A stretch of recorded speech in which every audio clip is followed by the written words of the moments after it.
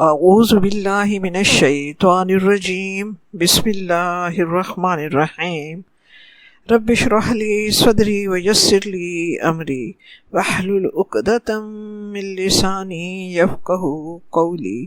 سورۃ الانعام آیت نمبر 33۔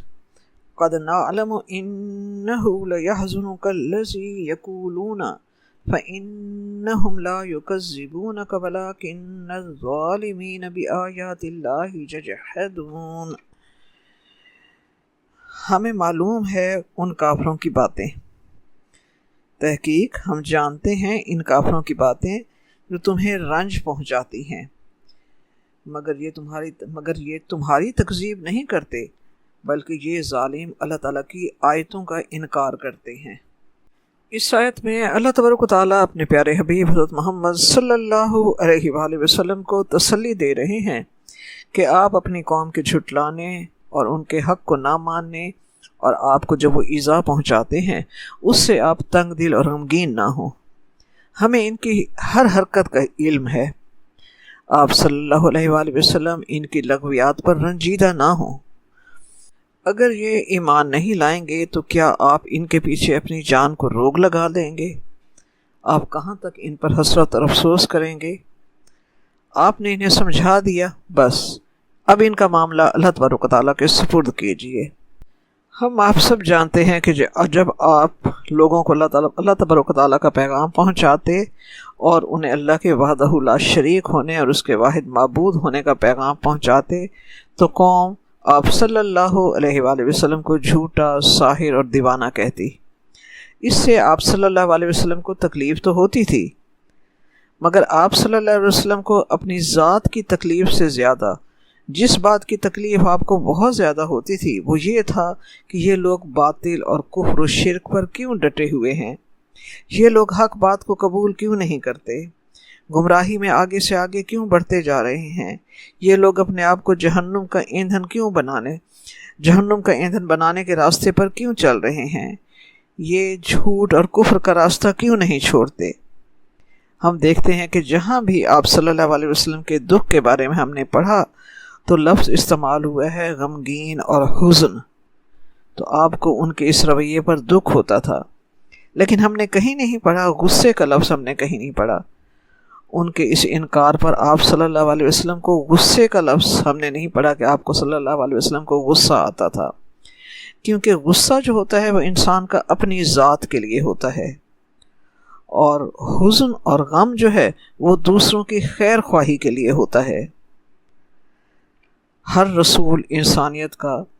رسول بنی نوع انسان کا خیر خواہ ہوتا ہے، اور آپ صلی اللہ علیہ وآلہ وسلم سے بڑھ کر خیر خواہی اور کس میں تھی۔ ہر رسول اپنا کوئی پیغام یا اپنی کوئی بات منوانے نہیں آتا، وہ اللہ تبارک و تعالیٰ کا پیغام اور حق پہنچانے آتا ہے۔ وہ اللہ کے بندوں کی حقیقی خیر خواہی ہی اس کا مشن ہوتا ہے۔ تو سچی بات تو یہ ہے کہ رسولوں کو جھٹلانا دراصل حق کو جھٹلانا ہے۔ اس لیے اللہ تبارک و تعالیٰ اس آیت میں آپ صلی اللہ علیہ وآلہ وسلم کو تسلی دیتے ہوئے فرماتے ہیں کہ ان کے انکار سے آپ یہ مت سمجھیں کہ یہ آپ کو جھٹلا رہے ہیں، بلکہ یہ اللہ تعالیٰ کی آیات یعنی حق کو جھٹلا رہے ہیں۔ ایک دن ابو جہل نے آپ صلی اللہ علیہ وآلہ وسلم سے کہا، محمد یقیناً تم ہمارے درمیان سچے آدمی ہو، ہم تو اس پیغام کو جھٹلا رہے ہیں جو تم لائے ہو، یعنی ہم اس کلمہ توحید کو نہیں مانتے۔ اور وہ کس لیے اس کلمہ توحید کو نہیں مانتے، یہ ایک دن کی اخنس بن شریک اور ابو جہل کی آپس کی گفتگو سے پتہ چلتا ہے کہ وہ جانتے تھے کہ جو محمد صلی اللہ علیہ وسلم پیغام لائے ہیں وہ سچ ہے، مگر دل کے تعصب کی وجہ سے وہ اس سچ کو مسلسل جھٹلا رہے تھے۔ ایک دن کی گفتگو مفسرین نے اپنی تفاسیر میں بیان کی ہے کہ اخنس بن شریک نے ایک دن ابو جہل سے کہا، اے ابو الحکم، یہ تنہائی کا موقع ہے، میرے اور تمہارے درمیان کی گفتگو تو اس وقت میرے اور تمہارے علاوہ کوئی تیسرا سننے والا نہیں ہے، مجھے محمد بن عبداللہ کے بارے میں اپنا خیال صحیح بتاؤ کہ تم اسے سچا سمجھتے ہو یا جھوٹا۔ ابو جہل نے کہا، اللہ کی قسم، بلا شبہ محمد سچے ہیں، انہوں نے عمر بھر کبھی جھوٹ نہیں بولا۔ لیکن بات یہ ہے کہ قبیلہ قریش کی ایک شاخ بنو قصا میں ساری خوبیاں اور کمالات جمع ہو جائیں اور باقی قریش خالی ہو جائے، ہم اس کو کیسے برداشت کریں؟ جھنڈا بنی قصا کے ہاتھ میں ہے، حرم میں حجاج کرام کو پانی پلانے کی خدمت ان کے ہاتھ میں ہے، بیت اللہ کی دربانی اور اس کی چابی ان کے ہاتھ میں ہے۔ اب اگر نبوت بھی ہم ان کے خاندان کی تسلیم کر لیں تو باقی قریش کے پاس کیا رہ جائے گا؟ اصل میں وہ قبائلی تعصب کی وجہ سے وہ اس چیز کو جھٹلا رہے تھے کہ اس طرح کہ اگر ان کے خاندان کی نبوت کو ہم تسلیم کر لیں تو ان کا شملہ اونچا ہو جائے گا۔ گویا شخصی حیثیت سے قریش کو آپ صلی اللہ علیہ وسلم سے کوئی شکایت نہیں تھی، بلکہ آپ سے مخالفت محض دین کی دعوت کی وجہ سے تھی، اور یہ محض آپ ہی کی مخالفت نہیں کر رہے، اللہ تعالیٰ کا دین لے کر آنے والے ہر رسول اور ہر نبی کی ایسے ہی مخالفت کی گئی ہے، اور یہی بات آگے آیت نمبر 34 میں بیان کی گئی ہے۔ آیت نمبر 34 ہے، وَلَقَدْ كُذِّبَتْ رُسُلٌ مِّن قَبْلِكَ فَصَبَرُوا عَلَىٰ مَا كُذِّبُوا وَأُوذُوا حَتَّىٰ أَتَاهُمْ نَصْرُنَا، اور بلا شبہ تحقیق کہ جھٹلائے گئے کئی رسول آپ صلی اللہ علیہ وسلم سے پہلے اور پیغمبر بھی جھٹلائے جاتے رہے، تو وہ اس تکذیب اور ایذا پر صبر کرتے رہے یہاں تک کہ ان کے پاس اللہ تبارک و تعالیٰ کی مدد آ پہنچی، حتیٰ اتاہم نصرنا، یہاں تک کہ ان کے پاس ہماری مدد آ پہنچی۔ ولا مبدل لکلمات اللہ، اور اللہ کی باتوں کو کوئی بدلنے والا نہیں ہے۔ وَلَقَدْ جَاءَكَ مِن نَبَإِ الْمُرْسَلِينَ، اور تم کو پیغمبروں کے احوال کی خبریں پہنچ چکی ہیں تو تم بھی صبر سے کام لو۔ اس آیت میں بھی وہی سلسلہ کلام چل رہا ہے کہ اب اللہ تبارک و تعالیٰ اپنے پیارے حبیب حضرت محمد صلی اللہ علیہ وسلم سے مخاطب ہو کر انہیں تسلی دے رہے ہیں کہ آپ سے پہلے بھی جتنے رسول آئے وہ حق کے پیغام پہنچانے کی بنا پر جھٹلائے گئے اور ایذا دیے گئے، چونکہ انہوں نے پیغام حق کو جھٹلایا اور اسی پیغام حق لانے کی وجہ سے رسولوں کو ایذا دیا گیا۔ تو اللہ تبارک و تعالیٰ تسلی دیتے ہوئے فرماتے ہیں کہ ان کا معاملہ ہمارے ساتھ ہے، ہم ان سے نبٹ لیں گے، آپ صبر کیجئے جیسے آپ سے پہلے اولو العزم رسولوں نے صبر کیا۔ یقین رکھیے کہ جس طرح انجام کار گزشتہ انبیاء انجام کار وہی ہی کامیاب رہے اور غالب رہے، اور ان کے مخالفین تباہ و برباد ہوئے۔ اللہ تبارک و تعالیٰ یقیناً آپ کو بھی غالب فرما دے گا۔ حتیٰ اتاہم نصرنا، ہماری مدد تمہارے پاس آئے گی۔ اور ہوتا بھی یوں ہی ہے کہ جب کوئی نبی یا رسول دعوت حق کا آغاز کرتا ہے تو ہر طرف سے اس کی مخالفت پر لوگ کمر بستہ ہو جاتے ہیں، پھر انہی میں سے کچھ سلیم فطرت اور حق شناس لوگ انبیاء پر ایمان لاتے ہیں اور اس کا ساتھ دیتے ہیں۔ اب یہ ایمان لانے والی جماعت خود نبی پاک صلی اللہ علیہ وسلم کی یہ ایمان لانے والی جماعت اور خود نبی کی ذات مخالفین کے ظلم و ستم سہتے رہتے ہیں، وہ ظلم و ستم کا نشانہ بنتے رہتے ہیں، مگر وہ اس پر صبر کرتے ہیں اور حق پر جمے رہتے ہیں۔ آہستہ آہستہ اللہ تبارک و تعالیٰ ان کی افرادی قوت میں اضافہ فرماتا ہے، پھر ایک وقت ایسا آتا ہے کہ یہی ایمان لانے والے ستم زدہ لوگ مقابلتاً کمزور ہونے کے باوجود کفر و باطل سے ٹکر لینے پر کمر بستہ ہو جاتے ہیں، کفر و باطل کے مد مقابل آن کھڑے ہوتے ہیں۔ بس یہی وہ وقت ہوتا ہے جس کے لیے اللہ تعالیٰ نے فرمایا حتیٰ اتاہم نصرنا، وہ صبر کرتے رہتے ہیں، ایذا پر وہ صبر کرتے رہتے ہیں یہاں تک کہ ہماری مدد ان کے پاس آتی ہے۔ تو یہی وہ وقت ہوتا ہے کہ اللہ تعالیٰ کی مدد شامل حال ہوتی ہے، اس سے پہلے نہیں۔ اللہ تعالیٰ کا یہ ہرگز قانون نہیں ہے کہ ایمان لانے والوں کو آزمائے بغیر اور انہیں مشکلات سے گزارے بغیر خود ہی معجزانہ قسم کے حالات پیدا کر کے حق کو غالب کر دے۔ نہیں، یہ اللہ کی سنت اور اللہ کا طریقہ نہیں ہے۔ رب کریم فرماتا ہے لا مبدل لکلمات اللہ، اللہ کے کلمات نہیں بدلتے، یہ اللہ کے وہ قوانین ہیں جن میں کوئی تبدیلی نہیں آتی۔ اللہ اپنی بات کو نہیں بدلتا۔ جس طرح پچھلے رسولوں کو اللہ تبارک و تعالیٰ نے بچا لیا، آپ صلی اللہ علیہ وسلم کو بھی اور حق کے نام لیواؤں کو اللہ تعالیٰ دشمنوں کی داؤ سے بچا لے گا۔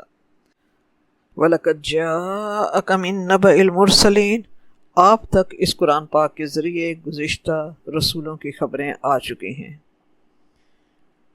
اور تمام انبیاء کے حالات سے پتہ چلتا ہے کہ اللہ تبارک و تعالیٰ ان کے صبر کرنے کے بعد اور ان کی استقامت کے بعد اللہ تعالیٰ انسانوں میں سے حق کی سربلندی کے لیے حق لانے والوں کے مددگار زمین پر بھی پیدا کر دیتا ہے اور آسمانوں سے بھی رسولوں کے معاونین اور اللہ کی مدد آتی ہے۔ اللہ تبارک و تعالیٰ کا وعدہ ہے قرآن پاک میں، اِنَّا لَنَنْصُرُ رُسُلَنَا وَالَّذِينَ آمَنُوا فِي الْحَيَاةِ الدُّنْيَا فِي الْحَيَاةِ الدُّنْيَا وَفِي الْآخِرَةِ، ہم ضرور مدد کرتے ہیں اپنے رسولوں کی اور ان لوگوں کی جو ایمان لائے، دنیا کی زندگی میں بھی اور آخرت میں بھی۔ قطع سورۃ الحدید میں رب کریم نے فرمایا کتب اللہ لأغلبن انا ورسلی، کہ اللہ فرماتا ہے کہ میں نے یہ لازم کر دیا ہے، میں نے یہ لکھ دیا ہے کہ میں اور میرے رسول غالب آئیں گے۔ آیت نمبر 35 ہے، وَإِن كَانَ كَبُرَ عَلَيْكَ إِعْرَاضُهُمْ فَإِنِ اسْتَطَعْتَ أَن تَبْتَغِيَ نَفَقًا فِي الْأَرْضِ أَوْ سُلَّمًا فِي السَّمَاءِ فَتَأْتِيَهُم بِآيَةٍ وَلَوْ شَاءَ اللَّهُ لَجَمَعَهُمْ عَلَى الْهُدَى فَلَا تَكُونَنَّ مِنَ الْجَاهِلِينَ،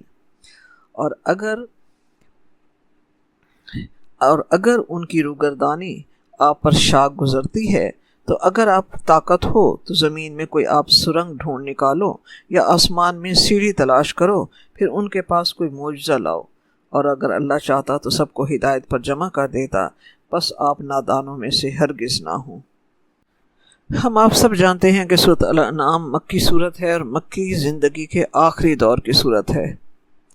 رسول پاک صلی اللہ علیہ وآلہ وسلم کا کفار و مشرکین کو تبلیغ کرتے ہوئے ایک عرصہ گزر چکا ہے، 10واں سال ہے یہ، مگر حق کا انکار کرنے والے انکار ہی پر ڈٹے ہوئے ہیں اور بار بار معجزے کی فرمائش کرتے ہیں، اور دوسری طرف ایمان لانے والوں پر اور آپ صلی اللہ علیہ وسلم پر مصائب اور آزمائشیں جو ہیں وہ بھی بڑھتی چلی جا رہی ہیں، اور اس سے آپ صلی اللہ علیہ وسلم کو بہت دلی دکھ پہنچتا تھا۔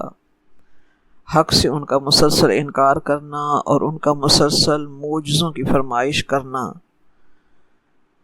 اس سے کبھی کبھی آپ صلی اللہ علیہ وسلم کے دل میں یہ خیال آتا تھا کہ اللہ تبارک و تعالیٰ ان کافروں کو کوئی حصی معجزہ دکھا ہی دے تو شاید یہ ایمان لے آئیں۔ اس آیت میں اللہ تبارک و تعالیٰ نے آپ صلی اللہ علیہ وآلہ وسلم کی اس سوچ کا جواب دیا ہے کہ کوئی حصی معجزہ دکھا کر لوگوں کو ایمان لانے پر مجبور کرنا یہ اللہ تبارک و تعالیٰ کا طریقہ نہیں ہے، اللہ کی سنت نہیں ہے۔ فرمائشی معجزے لانا اللہ تعالیٰ کا دستور نہیں ہے۔ اللہ تعالیٰ کا ہر کام اور ہر حکم اللہ تعالیٰ کی اپنی مصلحتوں اور حکمتوں کے ساتھ ہوتا ہے، اور اس کی حکمت ہی یہی ہے کہ غائب پر ایمان لایا جائے، یعنی ایمان بالغیب کا امتحان لینا اس کی حکمت ہے۔ تو اللہ تبارک و تعالیٰ اپنے پیارے حبیب سے فرما رہا ہے کہ اگر آپ کو ان کی بے رخی اتنی گراں گزرتی ہے تو آپ اپنا زور لگا لیں، یا زمین میں کوئی سرنگ بنا کر یا آسمان پر سیڑھی لگا کر ان کی چاہت کا کوئی نشانی اور معجزہ لے آئیں۔ ان کے معجزات دکھانے کی فرمائش میں جانتا ہوں کہ یہ محض مذاق اور عناد اور ضد ہے۔ اللہ جانتا ہے کہ یہ حقیقی طور پر حق کی جستجو نہیں رکھتے، یہ تو صرف بہانے بنا رہے ہیں۔ اے نبی صلی اللہ علیہ وسلم، اگر یہ سوچیں تو میں نے انہیں اتنی نشانیاں اور اتنے معجزے دیے ہیں کہ اگر کوئی اندھا بھی اگر انہیں دیکھ لے تو شک نہ کرے۔ ہدایت دینا آپ صلی اللہ علیہ وسلم کا کام نہیں ہے، ہدایت جسے اللہ چاہتا ہے، ہدایت جسے اللہ دینا چاہتا ہے دیتا ہے۔ آپ شاید یہ سوچ رہے ہیں کہ یہ معجزے دیکھ کر ایمان لے آئیں گے، مگر اللہ تبارک تعالیٰ فرماتا ہے میں جانتا ہوں کہ یہ معجزے دیکھ کر بھی ایمان نہیں لائیں گے۔ اور دوسری بات یہ کہ اللہ کا یہ طریقہ ہی نہیں ہے کہ انہیں زبردستی ایمان کی طرف لایا جائے۔ اللہ تبارک و تعالیٰ اسی آیت میں فرما رہا ہے وَلَوْ شَاءَ اللَّهُ لَجَمَعَهُمْ عَلَى الْهُدَى، اگر اللہ چاہتا تو سب کو ہدایت پر جمع کر سکتا تھا، یہ اللہ تبارک و تعالیٰ کے لیے کوئی مشکل بات نہیں تھی۔ اللہ تعالیٰ زبردستی اگر ایمان پر لانا چاہتا تو ان کی گردنیں زبردستی جھکا سکتا تھا، مگر یہ اللہ تعالیٰ کی حکمت اور اللہ تعالیٰ کا یہ راستہ، اللہ تعالیٰ کی یہ منشا نہیں ہے۔ اللہ تعالیٰ کی تو منشا ہے کہ ایمان بالغیب، اللہ تعالیٰ کا جو راستہ ہے وہ ایمان بالغیب کا راستہ ہے۔ سورۃ البقرہ کے آغاز میں اللہ تعالیٰ نے فرمایا متقین کی صفات میں، یؤمنون بالغیب، متقین وہ ہوتے ہیں جو اللہ تعالیٰ کو بن دیکھے اس پر ایمان لاتے ہیں۔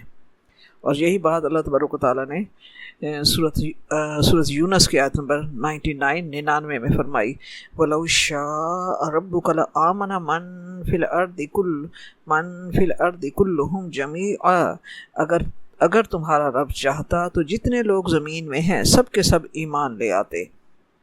أَفَأَنْتَ تُكْرِهُ النَّاسَ حَتَّى يَكُونُوا مُؤْمِنِينَ، تو کیا آپ لوگوں کو زبردستی کرنا چاہتے ہیں کہ وہ مومن ہو جائیں؟ تو زبردستی سب کو ایمان پر لانا میرے اللہ تبارک تعالیٰ کے لیے کوئی مشکل نہیں تھا، لیکن اللہ تبارک تعالیٰ چاہتا ہے کہ اختیار کے ساتھ اور اپنی مرضی کے ساتھ اور اپنے دلی جذبے کے ساتھ وہ اللہ تبارک تعالیٰ کی ذات وحدہ لا شریک کو مانے، یہ مومن کے بلند درجہ ہوتا ہے۔ حضرت ابن عباس رضی اللہ عنہ فرماتے ہیں کہ اللہ تبارک و تعالیٰ کے رسول کے دل میں لوگوں کے ایمان کی بہت تڑپ تھی۔ آخرکار اللہ تعالیٰ نے آپ صلی اللہ علیہ وسلم کو فرمایا کہ ایمان وہی لائے گا جس کی قسمت میں یہ سعادت لکھی ہوگی۔ لہٰذا آپ سے فرمایا ہے کہ وَلَا تَكُونَنَّ مِنَ الْجَاهِلِينَ، آپ نادانوں جیسی خواہش نہ کریں کہ ان کی مرضی کے انہیں معجزے دکھا کر انہیں ایمان کی طرف لایا جائے، تو آپ جذباتی نہ ہوں، آپ نادانوں جیسی خواہش نہ کریں۔ اللہ چاہے گا تو وہ ایمان لے آئیں گے، اور اپنے اختیار اور اپنی مرضی سے جو ایمان کے راستے پر آئے گا اللہ کے نزدیک وہی قابل احترام ہے۔ اس آیت میں ہر داعی حق کے لیے، ہر اللہ تبارک تعالیٰ کے دین کی تبلیغ کرنے والے کے لیے ایک بہت بڑا سبق ہے کہ تبلیغ دین کا راستہ بہت صبر کا راستہ ہے۔ ایذا دیے جانے پر، تانے دیے جانے پر صبر کرنا اور اس راستے پر استقامت اختیار کرنا، یہ ہر داعی حق کے لیے ضروری ہے۔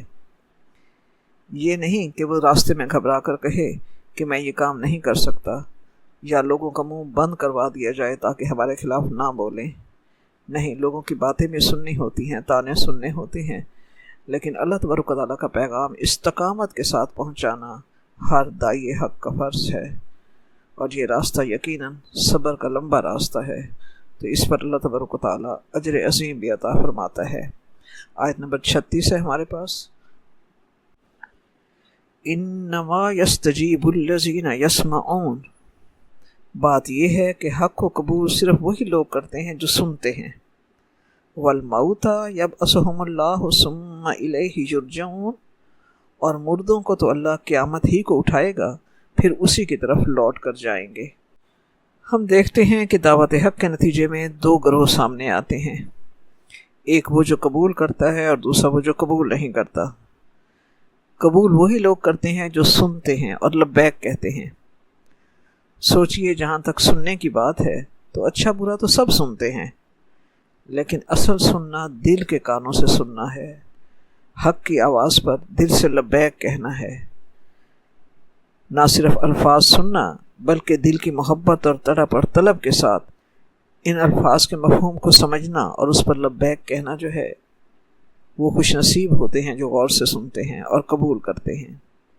تو قبول وہی کرتا ہے جو دل کی چاہت کے ساتھ سنتا ہے، اور الفاظ کی وساطت سے وہ رب کے مقصد اور منشا کو پا لیتا ہے، اور حق کی آواز کے لیے اپنے دل کے دروازے کھلے رکھتا ہے اور شوق و محبت سے قبول کرتا ہے۔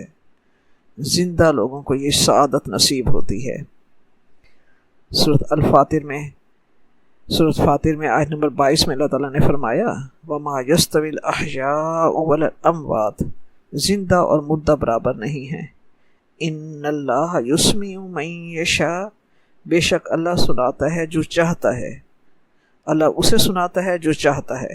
وَمَا أَنْتَ بِمُسْمِعٍ مَّن فِي الْقُبُورِ، اور جو قبر والے ہیں آپ انہیں نہیں سنا سکتے۔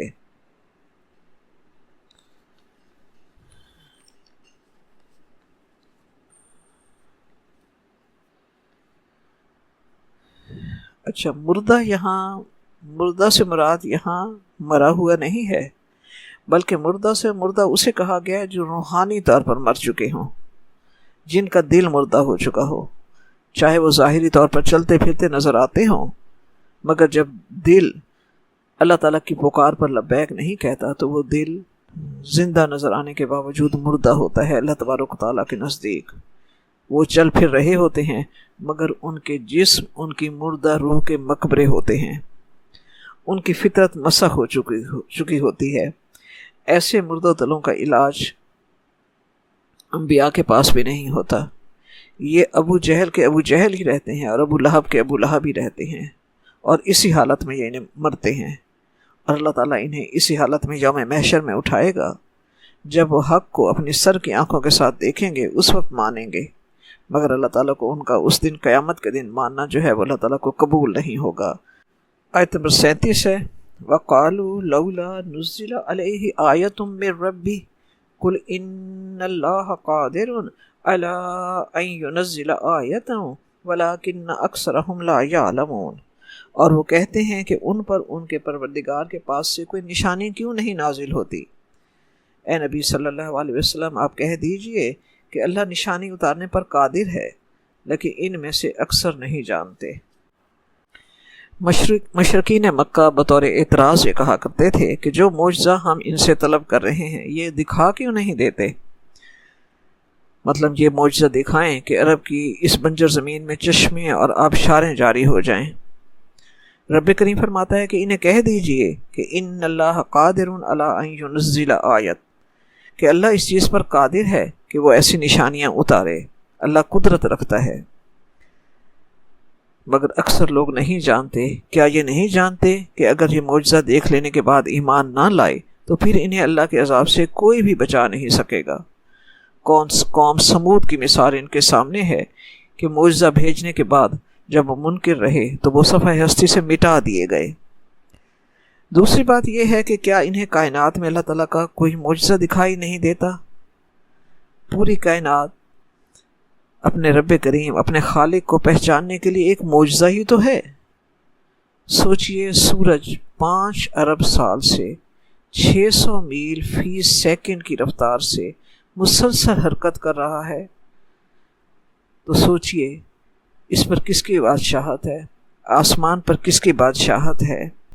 چاند پر غور کرو، چاند زمین سے 3,70,000 میل دور ہے، مگر وہ اللہ کے حکم سے زمین پر سمندروں کے اربوں کھربوں ٹن پانیوں کو ہر روز مد و جزر سے 2 مرتبہ ہلاتا ہے، تاکہ اس میں رہنے والی آبی مخلوق کے لیے آکسیجن کا انتظام ہو سکے اور اس پانی میں تعفن پیدا نہ ہو۔ یہ حکم کون دیتا ہے؟ سمندر کے پانی کو اس چیز پر کون قادر کرتا ہے؟ سوچئے، چاند کا چمکنا، سمندر کی تہہ پر کبھی ہیکل جہازوں کا چلنا، ہواؤں کا کبھی معطر ہو جانا، کبھی باد سموم بن جانا، کبھی بپھر کر طوفان بن جانا، یہ کس کے ہاتھ میں ہے؟ دل کی آنکھوں سے وہ کائنات ہی کو دیکھ لیں تو اللہ تعالیٰ کی پہچان ان کے سامنے صاف نظر آ جائے گی، اللہ تعالیٰ کی پہچان کے دروازے ان پر کھل جائیں گے۔ سیرت مبارکہ میں ایک واقعہ ہے کہ آپ صلی اللہ علیہ وآلہ وسلم کا ایک رشتہ دار تھا، کہتے ہیں کہ آپ صلی اللہ علیہ وسلم کا پھوپھی زاد بھائی تھا۔ آپ صلی اللہ علیہ وسلم بہت چاہتے تھے کہ یہ ایمان لے آئے۔ آپ صلی اللہ علیہ وسلم نے اسے بہت اس پر محنت کی، حق قبول کرنے کی طرف اسے مائل کیا، اور قریب تھا کہ وہ اسلام لے آتا کہ ایک محفل میں مشرکین مکہ نے آپ صلی اللہ علیہ وسلم سے بحث و مباحثہ کر رہے تھے کہ آپ کوئی معجزہ دکھائیں۔ آپ صلی اللہ علیہ وسلم نے انہیں جواب دیا کہ میں معجزہ دکھانے پر قادر نہیں ہوں، معجزہ صرف میرے اللہ تبارک و تعالیٰ کے حکم سے ہوتا ہے، اللہ چاہے تو دکھا سکتا ہے۔ اس بات پر وہ پلٹ گیا کہ اگر تم واقعی رسول ہوتے تو معجزہ دکھا دیتے۔ دیکھیے، امتحان پیغام پہنچانے والوں کا بھی ہوتا ہے اور ان کا بھی ہوتا ہے جنہیں پیغام پہنچایا جا رہا ہوتا ہے۔ یہ لوگ نہیں جانتے کہ اللہ معجزہ دکھانے پر قادر ہے، مگر اس کی حکمت اور مصلحت یہ ہے کہ اللہ تو غائب پر ایمان لانے والوں کا امتحان لے رہا ہے، یہ کون ایمان بالغیب کی سعادت حاصل کرتا ہے اور یہ خوش نصیبی کسے نصیب ہوتی ہے۔ آیت نمبر 38 ہے، وَمَا مِن دَابَّةٍ فِي الْأَرْضِ وَلَا طَائِرٍ يَطِيرُ بِجَنَاحَيْهِ إِلَّا أُمَمٌ أَمْثَالُكُمْ، اور زمین میں جو بھی چلنے پھرنے والا حیوان یا دو پروں سے اڑنے والا پرندہ ہے ان کی بھی تم لوگوں کی طرح جماعتیں ہیں۔ الا امم امثالکم، ان کی بھی تم لوگوں کی طرح جماعتیں ہیں۔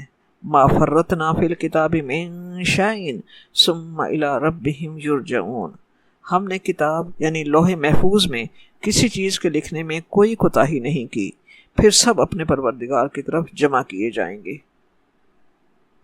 گزشتہ آیات میں مشرکین مکہ کا ایمان نہ لانا، حق پر اعتراض کرنا اور مسلسل معجزوں کی فرمائش کرنے کی بات ہو رہی تھی، مگر یہاں ہم دیکھتے ہیں کہ اس آیت میں اچانک پرندوں کی اور جانوروں کی بات آ گئی ہے، اس لیے کہ وہ معجزے اور نشانیاں مانگتے ہیں، اور جو چیز سامنے انہیں نظر آ رہی ہے اس میں انہیں نشانیاں نظر نہیں آتی۔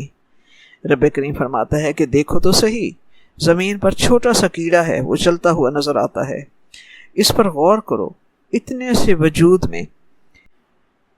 وجود میں اس خالق کے ارض و سما نے تمام اس کے اعضاء، اس کی ضرورت کی تمام قوتیں، اس کے ضرورت کے تمام نظام اس کے اندر رکھ دیے ہیں۔ یہ کس نے رکھے ہیں؟ انہیں آسمان پر اڑتے ہوئے پرندے، زمین پر چلتے ہوئے چرتے چگتے ہوئے جانور اور اللہ تعالیٰ کی مخلوقات نظر نہیں آتی؟ ہر جانور اللہ تبارک و تعالیٰ کی نشانی ہے، اللہ کی ہر مخلوق اپنے خالق کی پہچان کرواتی ہے۔ اگر خدا کو ماننا ہے تو یہ تمام چرند پرند جانور حشرات الارض، سوچو یہ کیا کسی فیکٹری میں کسی انسان کے بنائے ہوئے ہیں؟ یقیناً وہ اس ہستی کے بنائے ہوئے ہیں جو وحدہ لا شریک ہے۔ دابہ جو ہے وہ لفظ دبیب سے ہے۔ دبیب بہت ہلکی چال والے کو کہتے ہیں، جس میں انسان اور جانور تمام مخلوق شامل ہے، چاہے انسان ہوں یا چرند پرند اور جانور ہوں، سب کا خالق اللہ ہے۔ رب فرماتا ہے سب تمہاری طرح کی امتیں ہیں، سب تمہاری طرح کی امتیں ہیں، گروہ ہیں، سب کی جسمانی ضروریات اور روحانی ضروریات اللہ تبارک و تعالیٰ ہی پوری کرنے والا ہے۔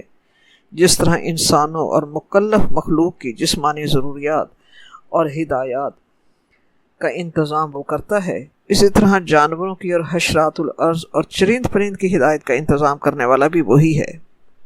اللہ انسانوں کے لیے رسولوں پر وحی کر کے انہیں ایک شریعت دیتا ہے، تو اللہ تبارک و تعالیٰ جانوروں کو ان کی شریعت اللہ تعالیٰ ان کی فطرت میں ودیت کر دیتا ہے۔ یہ تمام مخلوقات اللہ تعالیٰ کے قانون کے پابند ہیں۔